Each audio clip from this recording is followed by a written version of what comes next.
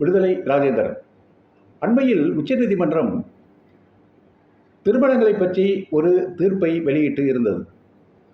மணமகனும் மணமகளும் அக்கினியை 7 முறை கைகோர்த்து சுற்றி வந்த திருமணம் மட்டும்தான் இந்து திருமணமாக அங்கீகரிக்கப்படும். ஏனைய திருமணங்கள் பதிவு செய்யப்பட்ட திருமணங்களாக இருந்தாலும் அது திருமணங்களாக அங்கீகரிக்கப்பட மாட்டாது என்ற ஒரு அதிர்ச்சியான தீர்ப்பை உச்சநீதிமன்றம் கடந்த வாரம் வழங்கியிருந்தது. இதனால் தமிழ்நாட்டில் நடைபெற்ற அக்கினி வலம் வராத சுயமரியாதை திருமணங்கள் இந்த தீர்ப்பின் வழியாக பாதிக்கப்படுமா என்ற ஒரு மிகப்பெரிய கேள்விக்குறி எழுந்து நின்றது. இதற்கு விடையளிக்கின்ற வகையில் இன்றைய டைம்ஸ் ஆஃப் இந்தியா நாளேட்டில் மேனாள் உயர்நீதிமன்ற நீதிபதி சந்துரு அவர்கள் விரிவான கட்டுரை ஒன்றை எழுதி இருக்கிறார். உச்சநீதிமன்றத்தினுடைய இந்த தீர்ப்பு தமிழ்நாட்டின் சுயமரியாதை திருமணத்திற்கு எந்த பாதிப்பையும் ஏற்படுத்தி விடாது என்பதை வரலாற்று தகவல்களுடன் அவர் அந்த கட்டுரையில் நிறுவி இருக்கிறார். 1967ஆம் ஆண்டு அண்ணா அவர்கள் கொண்டு வந்த இந்து திருமண சட்டம் 7வது பிரிவில் கொண்டுவரப்பட்ட திருத்தம் சுயமரியாதை திருமண சட்டமாகும். இந்த சுயமரியாதை திருமணம் என்பது சுயமரியாதை இயக்கத்தால் தந்தை பெரியார் அவர்களால் அறிமுகப்படுத்தப்பட்டு புரோகித மறுப்பு என்ற நோக்கத்துடன் தமிழருடைய சுயமரியாதையின் அடையாளமாக நீண்ட நெடுங்காலமாக தமிழ்நாட்டில் நடத்தப்பட்டு வந்தது. அதற்கு அப்போது சட்ட அங்கீகாரம் இல்லாவிட்டாலும் கூட அதை பற்றி கவலைப்படாமல் பல்லாயிரக்கணக்கான சுயமரியாதைக்காரர்கள் இந்த திருமணத்தை செய்து கொண்டார்கள். அண்ணா வந்ததற்கு பிறகு அதற்கு ஒரு சட்ட வடிவத்தை கொடுத்தார். அந்த சட்டத்தின்படி எந்த மத சடங்குகளும் தேவையில்லை. அக்னி வலம் வர வேண்டிய அவசியம் இல்லை. ஐயர் மந்திரங்கள் ஓத வேண்டிய தேவை இல்லை.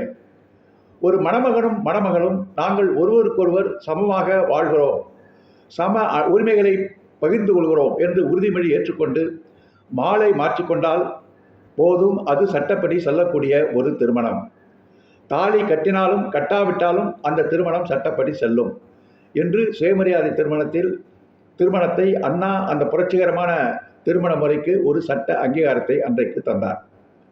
இந்த சுயமரியாதை திருமணத்தினுடைய வரைவு உருவாக்கப்பட்ட போது அந்த வரைவு தந்தை பெரியாருடைய பார்வைக்கு கொண்டு வரப்பட்டது. அப்போது அதில் ஒரு திருத்தத்தையும் பெரியார் செய்தார். மாலையும் மாற்ற வேண்டும், தாலியும் கட்ட வேண்டும் என்று இருந்த ஒரு பிரிவை மாலை மாற்றலாம் அல்லது தாலி கட்டலாம் என்ற ஒரு திருத்தத்தை பெரியார் கோரிட அண்ணாவும் அதை மகிழ்ச்சியோடு ஏற்றுக்கொண்டு அந்த திருத்தத்தை ஏற்றுக்கொண்டு அந்த திருமண சட்டம் நிறைவேறியது. இப்போது தமிழ்நாட்டில் அந்த திருமண சட்டம் அமலில் இருந்து கொண்டு இருக்கிறது. இந்த சுயமரியாதை திருமணத்தை எதிர்த்து சடங்குகள் இல்லாத இந்த திருமண முறையை ஏற்றுக்கொள்ள முடியாது என்று உச்சநீதிமன்றத்தில் அப்போதே வழக்கு தொடரப்பட்டது. 2001ஆம் ஆண்டில் தொடரப்பட்ட நாகலிங்கம் வர்சஸ் சிவகாமி என்ற அந்த வழக்கில் உச்சநீதிமன்றம் தமிழ்நாடு அரசின் சுயமரியாதை திருமண சட்டம் சடங்குகள் இல்லாத திருமணம் செல்லத்தக்கதுதான் என்று திட்டவட்டமாக அது தீர்ப்பளித்து விட்டது. எனவே ஏற்கனவே உச்சநீதிமன்றத்தினுடைய தீர்ப்பு இதில் தெளிவாக இருக்கிறது. அதற்கு பிறகு புரோகிதர்களை வைத்து திருமணம் செய்து கொள்வதற்கு பதிலாக பல சுயமரியாதை திருமணங்கள் வழக்கறிஞர்கள் அலுவலகத்திலேயே நடந்து கொண்டிருந்தன. வழக்கறிஞர்கள் முன்னிலையில் சட்டப்படியான இந்த திருமணங்கள் 50% மேல் நடந்து கொண்டிருக்கின்றன என்ற ஒரு வழக்கு சென்னை உயர்நீதிமன்றத்திலே வந்தது. சென்னை உயர்நீதிமன்றம் இந்த வழக்கை விசாரித்து 2014ஆம் ஆண்டு ஒரு தீர்ப்பை கொடுத்தது.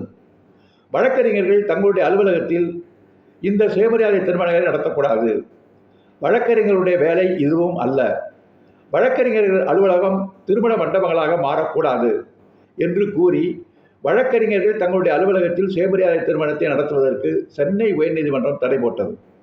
அர்ச்சகர்களுக்கு பதிலாக வழக்கறிஞர்களை வைத்து நடத்துவது என்பது கூட ஒரு முன்னேற்றமான பார்வை என்றுதான் நாம் கருத வேண்டும். அதற்கு சென்னை உயர்நீதிமன்றம் அப்போது தடை போட்டது. அதை எதிர்த்து உச்சநீதிமன்றத்திலே ஒரு வழக்கு வந்தது. உச்சநீதிமன்றத்திலே வந்த வழக்கை விசாரித்த உச்சநீதிமன்றம் மிக தெளிவாக கூறியது, இந்த சுயமரியாதை திருமணம் என்பது தனி மனித உரிமையை சார்ந்தது, அவருடைய உள்ளார்ந்த விருப்பத்தின் கீழ் நடத்தப்படுவதாகும். தனி மனித உரிமை என்ற பிரிவுக்குள் தனி மனிதனுடைய வாழ்வு உரிமை, உயிர் வாழும் உரிமையும் அடங்கி இருக்கிறது. எனவே வழக்கறிஞர்கள் அலுவலகத்தில் திருமணங்கள் செய்யக்கூடாது என்று உயர்நீதிமன்றம் பிறப்பித்த தீர்ப்பானது அப்பட்டமான ஒரு பிழை, எரோனியஸ், தவறு, அதை ஏற்றுக்கொள்ள முடியாது என்று உச்சநீதிமன்றம் தெளிவாக 2023ஆம் ஆண்டு இதில் தீர்ப்பு வழங்கி இருக்கிறது. ஆக இத்தகைய தீர்ப்புகளின் வழியாக இந்தியாவில் இன்றைக்கு தமிழ்நாட்டை தவிர வேறு எந்த மாநிலத்திலும் நடக்கிற இந்து திருமணங்கள் மணமகனும் மணமகளும் அக்கினி வலம் வந்தால்தான் செல்லும் என்ற ஒரு நிலையை உச்சநீதிமன்றம் உருவாக்கி இருக்கிற ஒரு சூழ்நிலையில் தமிழ்நாடு மட்டும் அதிலிருந்து விதிவிலக்கு பெற்று கம்பீரமாக மூட நம்பிக்கையை ஒழிந்த புரோகிதம் மந்திரங்கள் சூத்திரர்கள் இழிவை சொல்லுகின்ற புரோகித மந்திரங்கள் இல்லாத சுயமரியாதை உள்ள மணமக்களாக நாங்கள் வாழப்போகிறோம் என்ற திருமணத்திற்கு நாங்கள் சட்ட அங்கீகாரம் பெற்று நிற்கிறோம். திராவிடம் இந்த கொடையை தமிழ்நாட்டுக்கு வழங்கி இருக்கிறது என்ற பெருமை இப்போது நமக்கு கிடைத்து இருக்கிறது. பெரியாரியல் சிந்தனை தமிழ்நாட்டில் எப்படி வெற்றிகளை குவித்து வருகிறது, திராவிட இயக்க ஆட்சி அதற்கு எப்படி அரணாக அண்ணாவினுடைய ஆட்சி இருந்தது என்பதற்கு இவைகளெல்லாம் இன்றைக்கு நம் முன் இருக்கிற வரலாற்று பூர்வமான சான்றுகள். சிந்திப்போம். நன்றி, வணக்கம்.